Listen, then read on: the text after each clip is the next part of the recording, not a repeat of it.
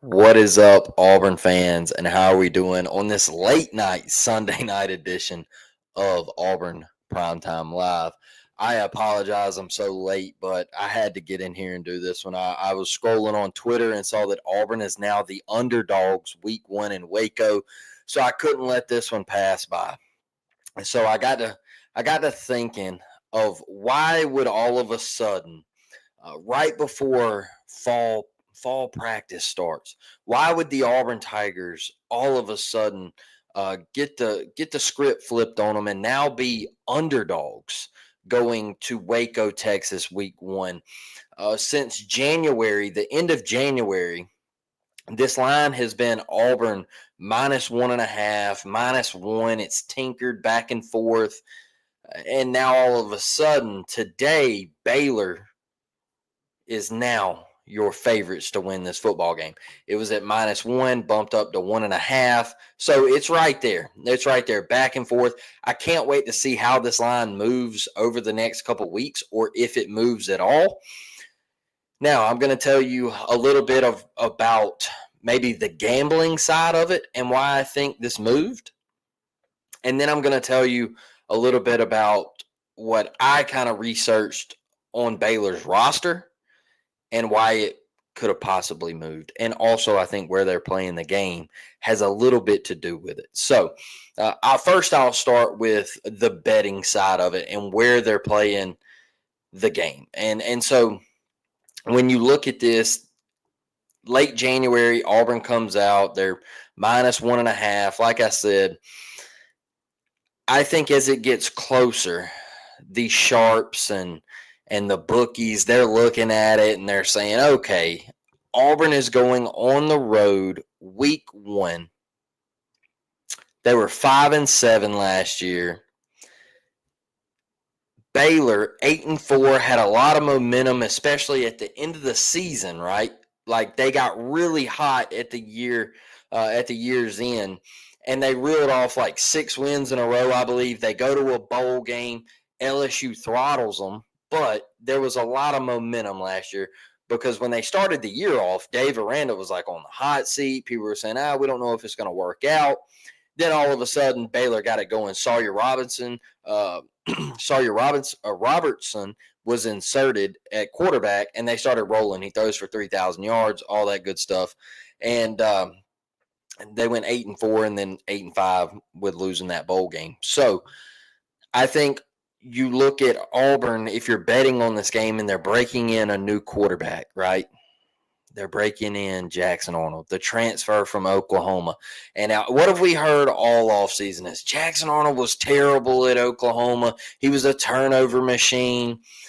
Is Jackson Arnold going to fit into this offense? Can Hugh Freeze make this marriage work? Because he couldn't make Peyton Thorne work. We've heard it all throughout the whole offseason. So I think these sharps and the people betting on this game, I think they're looking at Auburn. We don't know what we're going to get. You lost Jarquez Hunter. You lost your big workhorse in the backfield. What do you have back there? All we've heard is Auburn's receivers. I think the people that are betting on this game are sitting there saying, man, we know Baylor. We know what they got on offense. They're going to put up points. Auburn's defense is still a little young. Baylor's going to score. They're at home. What is Auburn going to do on offense? So I think that's the reason this line all of a sudden has shifted. And people are saying, okay, well, we know Baylor's going to score points, but is Auburn going to score points? And I think that's the reason you've seen the line shift today. I think you saw Auburn now underdogs, which I think is a really good thing. I want Auburn to have the chip on their shoulder. I did not care for Auburn to walk into Waco, Texas, and be the favorite in that game. I want bulletin board material going to Waco, Texas. And I think today you might have gotten bulletin board material. I think today Hugh Freeze might have said, boys, hey, they don't think you can go out there and win. They do not think, the public does not think you can go out there and win. Sports Illustrated, I read an article today, they picked the Baylor Bears to win week 1. They said it's going to be a dogfight. They said they expect Sawyer Robertson to go out and throw for a bunch of yards and put up a lot of points. They even said they expect Jackson Arnold put up a lot of points. They said it's going to be a dogfight. But they picked Baylor. So people are starting to doubt Auburn. And that's cool with me. All right? That's cool with me. I think also where the game is being played, week one, Waco, Texas, Auburn going on the road, playing another P4 conference opponent, one that is predicted to finish really high in their conference, possibly play in the Big 12 championship, possibly win the Big 12 championship. I think you get a 3-point gimme on a spread. I think you get a 3-point gimme on a spread when you're at home. So, and what I mean by that is if they see Baylor being 3 points better than Auburn, they're going to bump that up to 6. They're going to bump that point spread up to 6 because you get 3 at home. So I think if you're really, they see you as a 6-point dog, I think then they see you as really a 3-point dog because they're going to give you those 3 points at home. And that is another reason why I think this could shift a little bit into Baylor's favor of being the favored team at the Battle of the Bras or whatever they're calling it. So I'm okay with Auburn being the underdog. I think it's a great spot for Auburn, and I did not want Auburn to go out there and be the favorite and go in there on their high horse and thinking that they're going to beat Baylor. And the way some fans look at it is, oh, Baylor plays in the Big 12. They're really not that good. It's Baylor. They don't play defense. No, you go in there week one and you get ready to slay the dragon. And so let's get over here to Mike. Mike, give me Auburn and the points all day. War Damn Eagle. I'm with you. I think Auburn's going to win the football game. That's some people might watch this and say, oh, you're wearing orange and blue goggles. Look, I'm never going to take them off. But just looking at Auburn's defense, and if this offense goes in and has a pretty nice showing, I think Auburn wins because I think Auburn is better at almost every position than Baylor. So Thomas says, I love it. Nothing will motivate a team more than disrespect. There you go, Thomas. I'm on that train as well, brother. I'm on that train as well. If we beat them and win 9 and they play for the Big 12, it looks so good for us. That's why they were at my number 1 spot. That is why Baylor was at my number 1 most important game for the Auburn Tigers. Because, 1, yes, we know 5-7. It happened year 1 under Hugh Freeze. We can sit here and talk about that for the rest of time. But it is a brand new season. It is 2025, and you have everything in front of you. And instead of starting with Alabama A&M or Samford or whoever, San Jose State, whatever. No, you're starting with a P4 opponent. You're going to their place, not a neutral site. You're playing them in their house, and they are projected to play for a Big 12 championship, and some people think they're going to win the Big 12 championship. And you play them week 1 out the gate, said, hey, let's get it started. A massive, massive spot for the Auburn Tigers. So if Auburn goes in and wins this game, finishes 9-3, they're sitting in the conversation like South Carolina was last year with the college football playoff. Let's say Auburn beats an Alabama or Georgia to put on that resume. I mean, how do you keep that out? Like Thomas said, if Baylor goes on to win the Big 12, how do you keep that resume out? If Georgia has a great year and you got Baylor on there, or say you beat Alabama on there and you end up 9-3, how do you keep that resume out? That is where Hugh Freeze wants Auburn to be. He wants Auburn to be in that conversation where people are saying, hey, I know it was a while ago, but Auburn, they did go out on the road to Waco, Texas, and beat Baylor. Who cares if it was by a last-second field goal? They won. Week 1. You got to respect it. That is what Coach Hugh Freeze is talking about. Connie says, I think we beat Baylor. Thank you for being in here tonight, Connie. I know it was late night, but I agree with you too. I think we beat Baylor as well. I know Baylor fans will disagree. Hugh said 25 here. Here's where we can start really judging. Let's get it for sure, Thomas. And look, I know I am super hard on Coach Hugh Freeze at times, but one thing I've always given him props for is he did tell us his first press conference to relax, calm down, that we really weren't going to be very good our first 2 years. He said it. He said it, and if you didn't want to hear it, that's okay, but it is literally what he told us. It's not going to be great because we're not good and our roster isn't great. Now, were there moments in those 2 seasons where we were like, oh my God, this could be it? Yes. There was moments in year 1, Georgia, Alabama, where you were like, oh my goodness, man, like if we win this game, we're back. All right.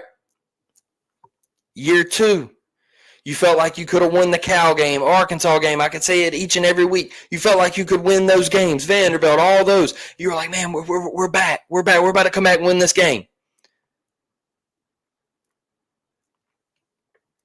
But he told us that by year 3, he wanted to be in that discussion. So now we can start judging. And I know I give him a whole lot of crap about New Mexico State. But boy, when I start looking at all the coaches that have lost gimme games, cupcake games like that, and I'm like, man, Steve Sarkisian, when he got to Texas, he lost to Kansas, bro. He lost to Kansas. And this ain't the Kansas of today's time, okay? This was the Kansas that had lost like 20 straight Big 12 games or whatever it was. Like, they were terrible. They were going like 2-10 every year. And he lost. And the Texas fans were livid. They were, oh my goodness, man, is Sark it? Maybe he's not a head coach. Maybe he's just a coordinator. And now Texas has been to back-to-back semifinals in the college football playoffs. Year 1 in the SEC, they played in Atlanta for the Southeastern Conference title. You can look all around the country at coaches that have lost so-called cupcake games. Let me tell you something about that. I'm going off topic a little bit here. But those so-called cupcake games are not cupcake games anymore, dog. They're not. Because these dudes who are coming to Auburn, Alabama, LSU, Georgia, you could throw South Carolina in there, Florida. All right, if they're coming in, they're not playing. Some of them are going, oh, man, you know what? I can take my talents to a UAB, a Jacksonville State, a South Alabama, and I'm just throwing out Alabama schools. Let me go up here and transfer to App State or Coastal Carolina. So all of those recruits that come in and they were expecting to be big-time stars, some of them are like, hey, man, I don't want to sit the bench, so I'm going to just go play G5 ball. I might play a year or 2 down there, and then I might transfer back up here to another program. So a lot of people are like, oh, well, it's a step down in competition. Yeah, it is. But they got some dudes over there now. They got some of them cats are 4 stars out of high school. I mean, in this cycle, in the 26 cycle, I believe he plays wide receiver, but there was a 4-star from the Southeast that committed to Sacramento State.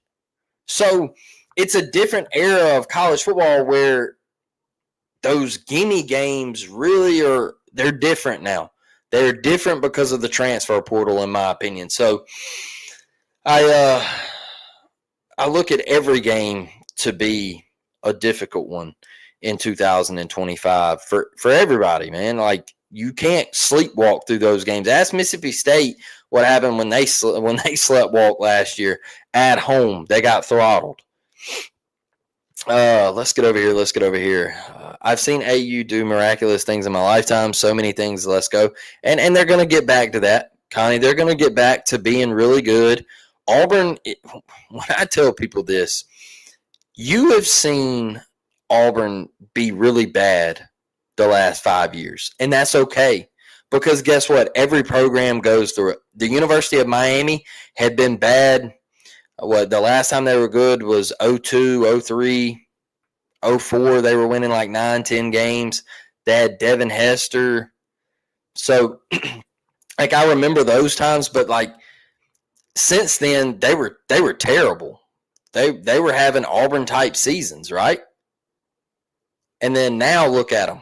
They're starting to slowly get back. They're starting to get competitive again. Maybe not to the powerhouse that they were, but they're slowly starting to win 9, 10 games a year, and they're starting to get back in that playoff conversation, you know. So it happens. Tennessee, I can remember growing up in the 90s, and Tennessee was a juggernaut. Early 2000s, Tennessee was a juggernaut. Then all of a sudden, Tennessee fell off the face of the earth. And it took them, 15 years to get pretty good again? I mean, they would have like a little year every now and then that you'd be like, okay, Tennessee, there they are, 8-4, that's cool. And then the next year it'd go right back to 6-6.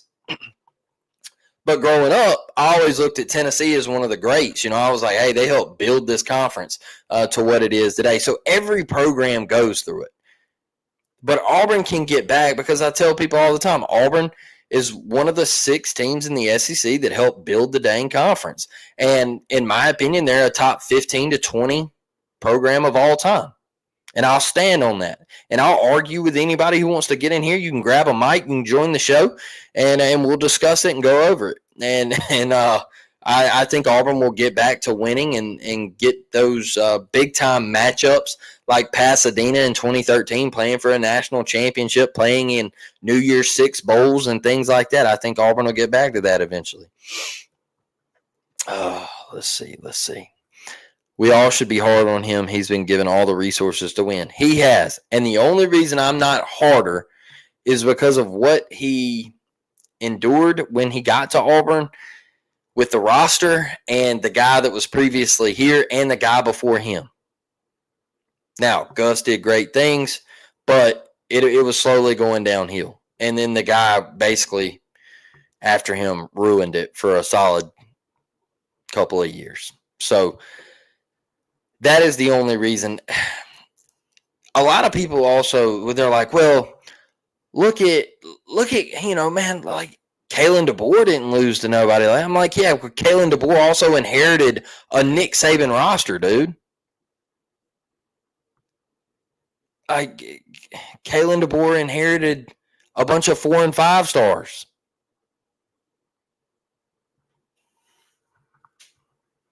Like, what Hugh walked into was he didn't have a quarterback. All right. He didn't have an offensive line. We had no receivers. None. 0. All right. Like, defense was kind of high, you know. It is, I mean, but you didn't have nothing. You didn't have nothing. My grandpa always used to tell me, and I hear it a lot today, he would say, and this is the thing, this is where people, you can put a lot of it on the head coach, yes, but at the end of the day, players win football games, okay? So a lot of people are like, oh, it's Hugh Freeze's fault. It's Hugh Freeze's fault. And I'm like, yes, he has to shoulder the blame. But there's some games last year where it was not Hugh Freeze's fault. Missouri was not Hugh Freeze's fault. It was Robert Lewis, our kicking game, and our defense giving up at the end of the fourth quarter. If Lewis catches that ball in the end zone, Auburn wins.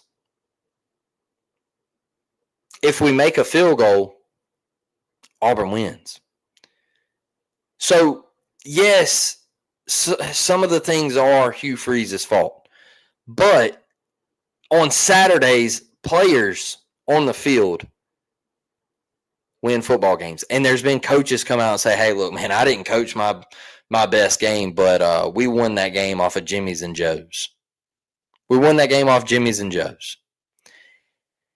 And my grandpa always used to tell me, Blake, a lot of it is X's and O's. But if you don't have the Jimmys and the Joes, you ain't going to win. It don't matter how good of a coach you are. If you don't have the Jimmys and the Joes, you ain't going to win. That is why, I know a lot of people also hate when I do this, but on the run of Nick Saban, when you saw them absolutely dismantling people, why? It wasn't that Saban was, I mean, yes, he was a fantastic coach, right? Don't get me wrong, I'm not saying that. But they were just so much better than everybody.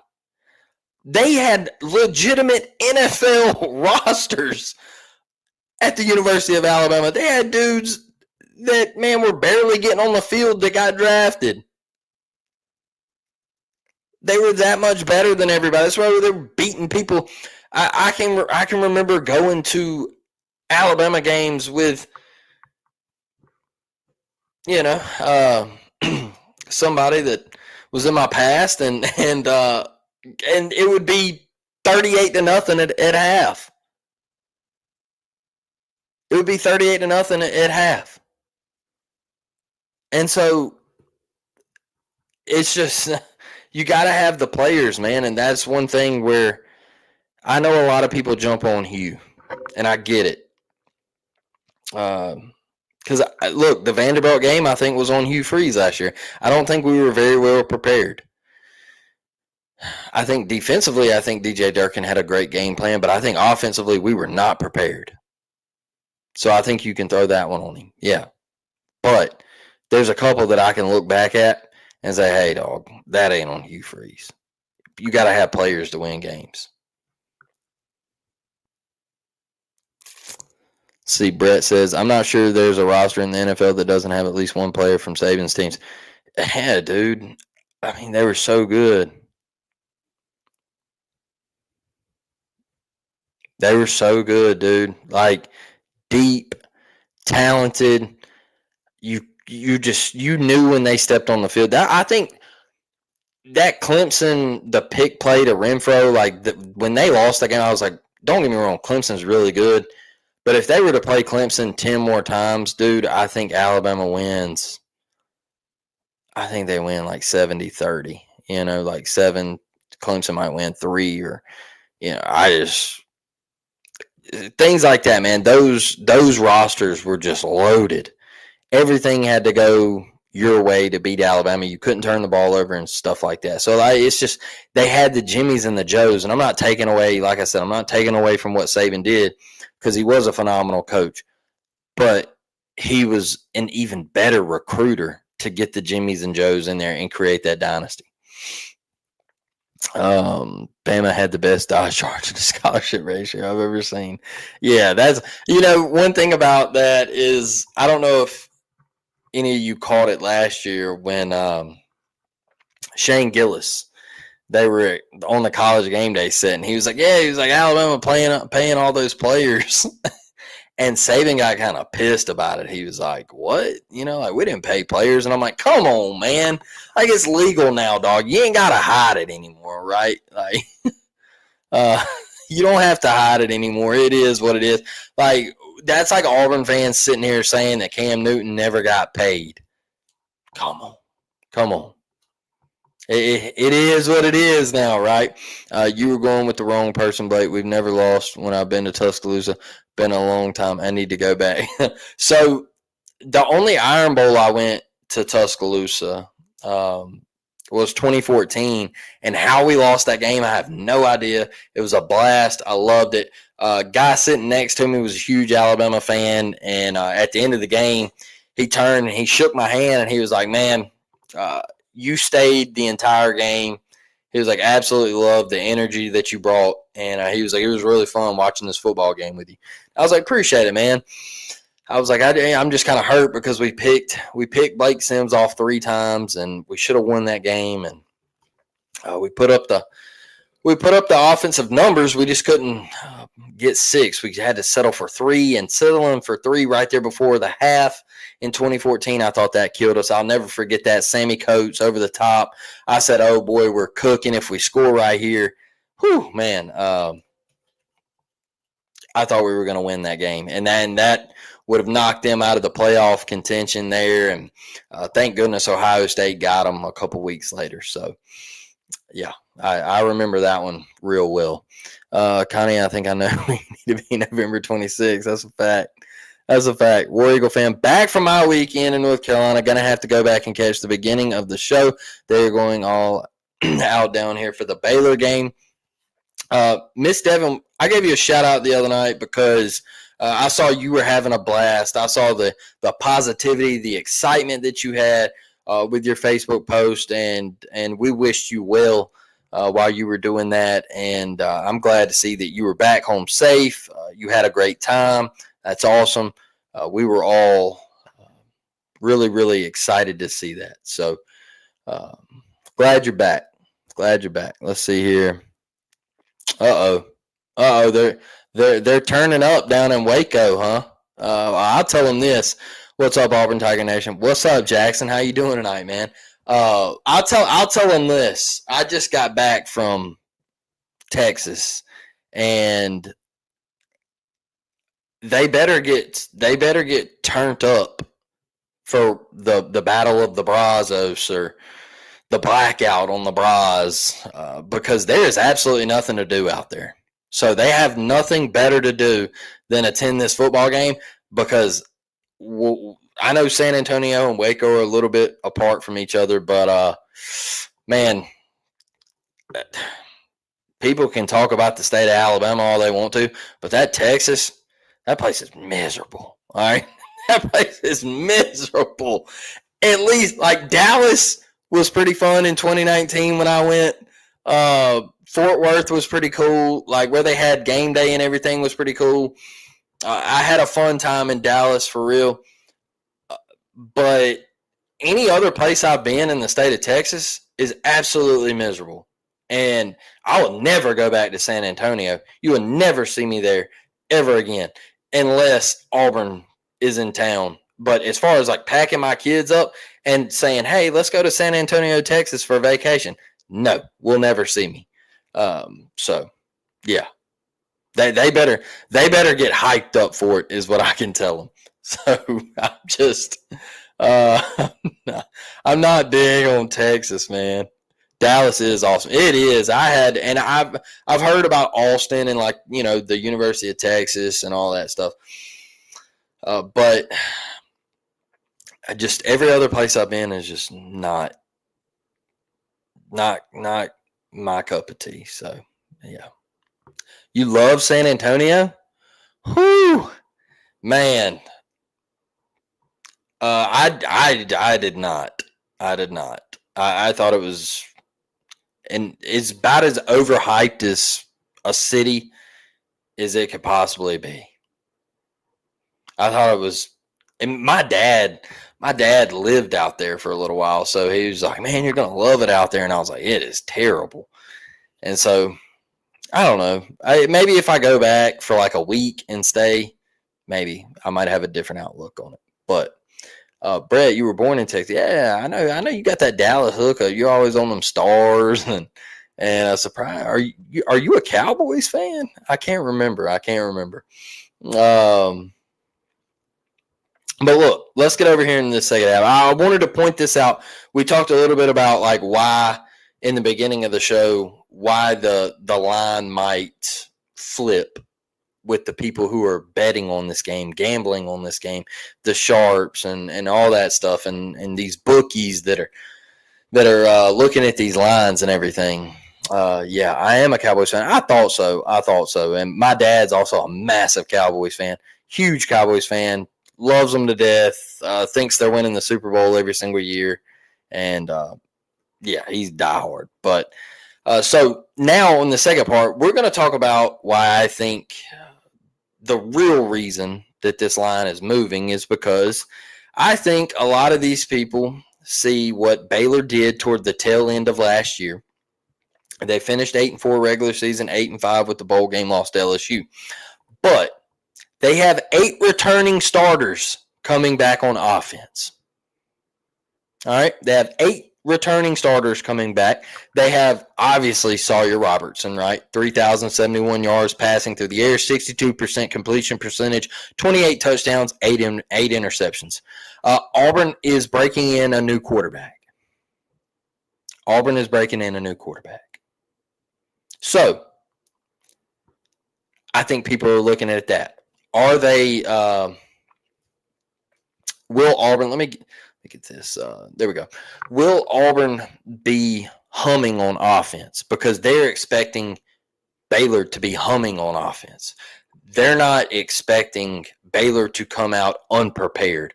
They're expecting Baylor to come out and be clicking. All go. They are also looking at Auburn's defense is still being really young.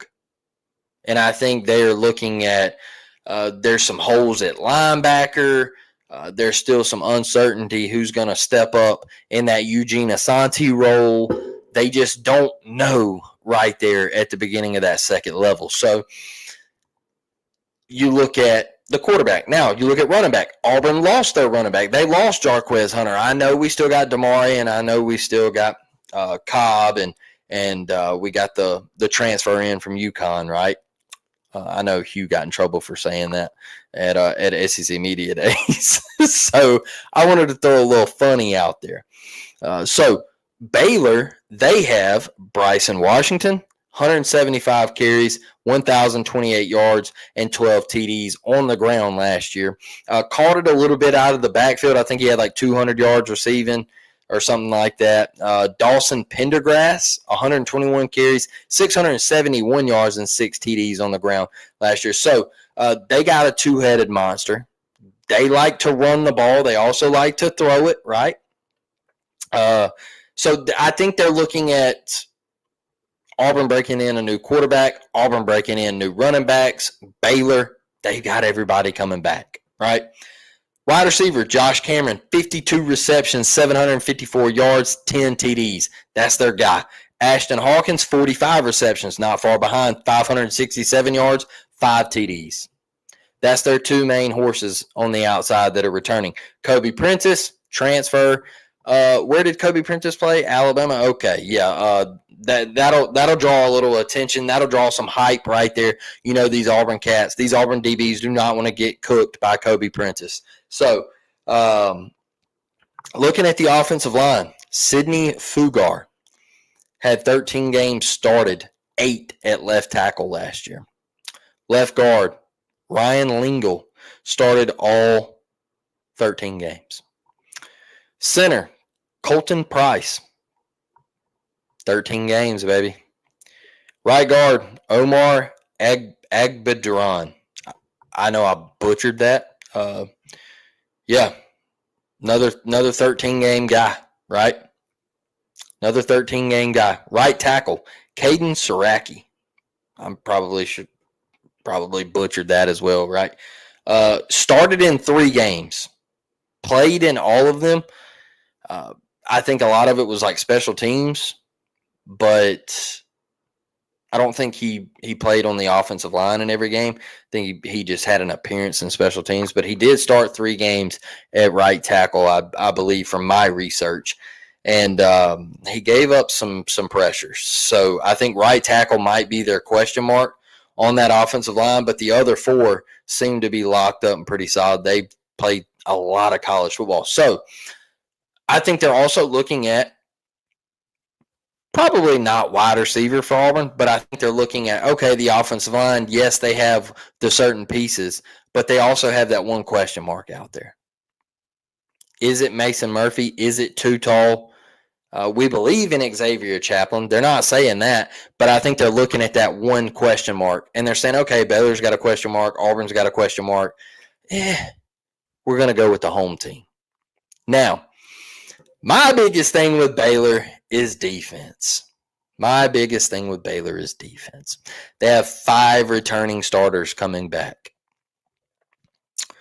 They were 81st in total team defense in 2024. 81st, folks. 81st. Auburn was 27th. Hey, don't shoot the messenger, baby. Don't shoot the messenger.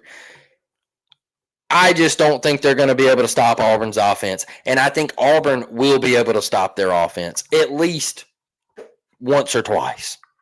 I do. I think Auburn's defense is going to be pretty dang good. And guess what? You start fall camp this week. So we're going to see, all right? We're going to cut the chit chat and we're going to get to see what Auburn is about this week. Because we're tired of talking about it and want to see it. But these talking heads, they're starting to flip the script on Auburn, and they're saying, well, we believed you from January the 25th or whatever all the way up till today. Now we don't believe in you anymore.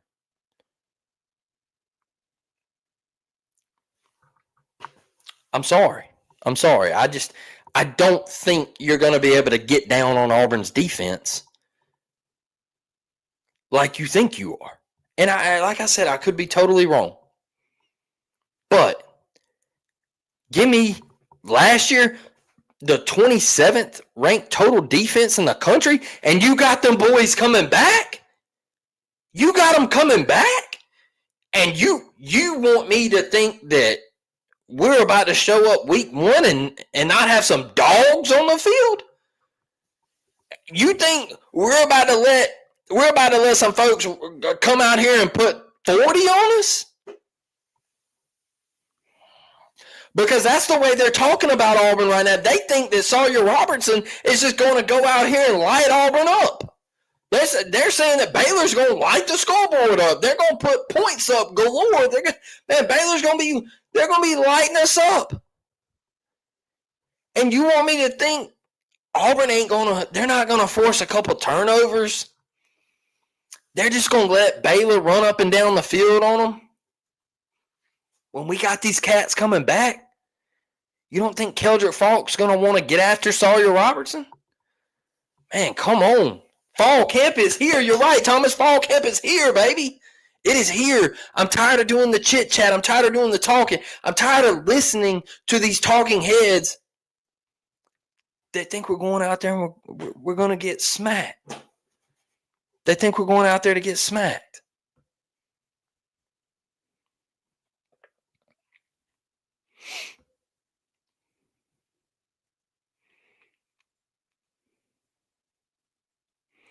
Yeah, they didn't look good at all at the beginning of the season, Miss Devin.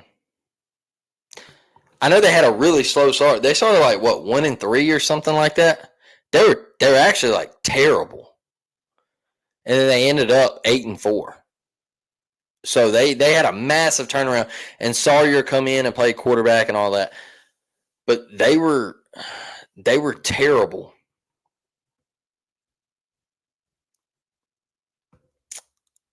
All I've heard is their QB and their defense. Yeah, they were 80. Yeah. Now, their passing defense was something that I think their passing defense was pretty good from what I hear, but I don't think they were good on defense. Look, I don't think their DBs are going to be able to cover our receivers. I just don't. Then you have to factor in, hey, Jackson Arnold can take off and run. Oh, you got Damari Austin. Now, you can say whatever you want to about Damari. Let's not sit here and act like he can't tote the tater, dog. We've seen it. He can run the football. Like a lot of people are blowing this out of proportion too. Like these talking heads, they're like, oh, well, Auburn don't have a running back. We got a running back. He has played in the SEC. What are you talking about? That's why this line just kind of got under my skin tonight when I saw it. I was like, hold up. Like, what? Like, you believed in us for 6 months, and now all of a sudden you don't believe in us anymore? Sheesh. Come on, brother.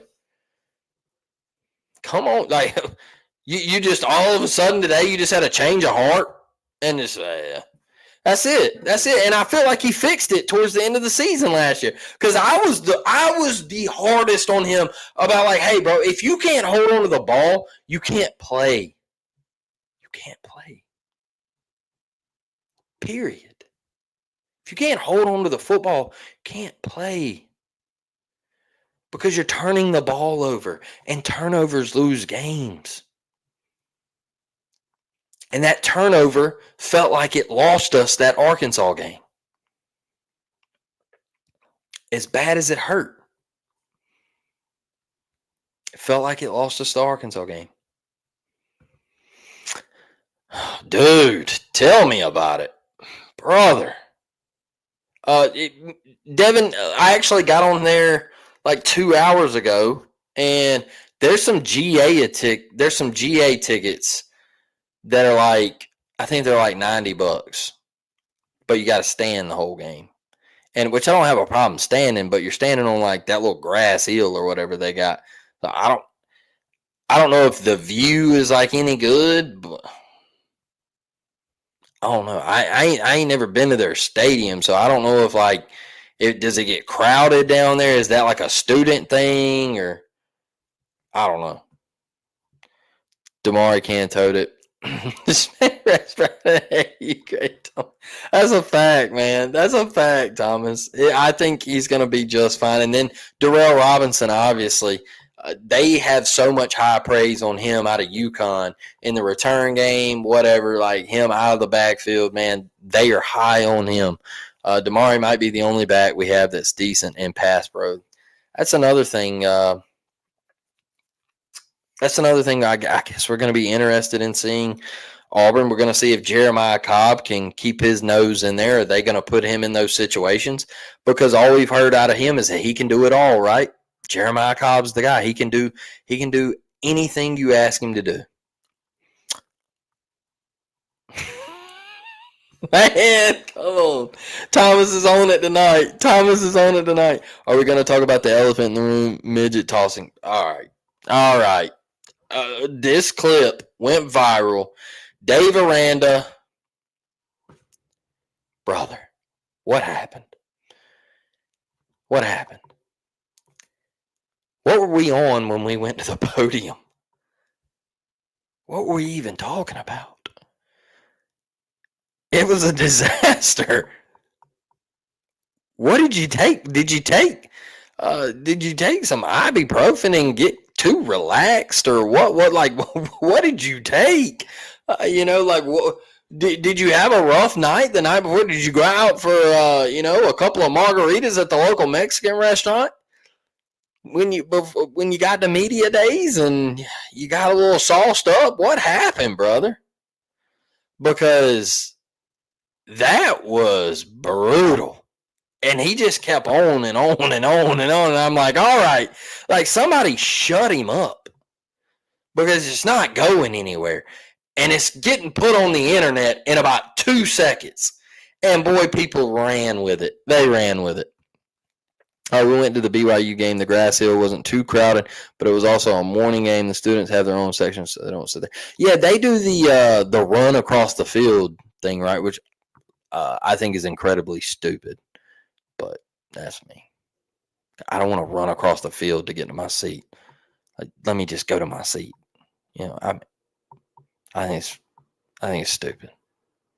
So I don't know. As a student, they might think it's pretty cool. But if you ask me to get to that tunnel and run to my seat on the opposite side of the field and all this crap, I'm probably going to tell you at 22, like, hey, brother, I am 13 beers deep right now, and I'm not running anywhere, okay? Because you're going to have to pick me up at the 50. I don't want to run to my seat. Yeah, okay, so it's just freshmen. Okay. So I guess they get like the last allotment of student seats. Okay, that makes a little bit more sense. That's I guess that's kind of cool. Whatever, but yeah, still weird to me. But all right, y'all. I'm gonna let y'all get out of here tonight. We can get on here Tuesday and talk a little bit more about fall camp starting. We'll talk about some positions and battles and all that good stuff. Like I said, man, the talking heads, they got a lot to say, but we are about to find out. Pads are about to start popping. And I think that's the most important thing right now is getting us on the field, man, staying healthy. Taking the first couple of days slow because we're not going to go directly into pads. You're going to be in shells a lot. And so it's not like the old days, right? It's not like the old days. But you'll be in those shells, and then you'll eventually move to pads, and the pads will start popping. And we'll be having some good talks on here. So I'm excited, man. Hey, like the video, share the video, comment, click the bell for notifications like always. I appreciate each and every one of y'all. We're growing. We're almost to 600 subs, and it's been a fun ride. So thank y'all. Oh, Jace Matthews. Yeah, I think we're getting him, Brett. I think we're getting him, bro. So as soon as we do, we'll do a reaction pod. I think we're getting him. From what I'm hearing, I think we're getting him. Yeah, I talked to somebody that's kind of close to it today, and he felt good about it. I feel good about it. I trust him. And so we'll find out soon enough. So, hey, appreciate y'all. Love y'all. War Damn Eagle. See y'all Tuesday night, man. Let's have a day.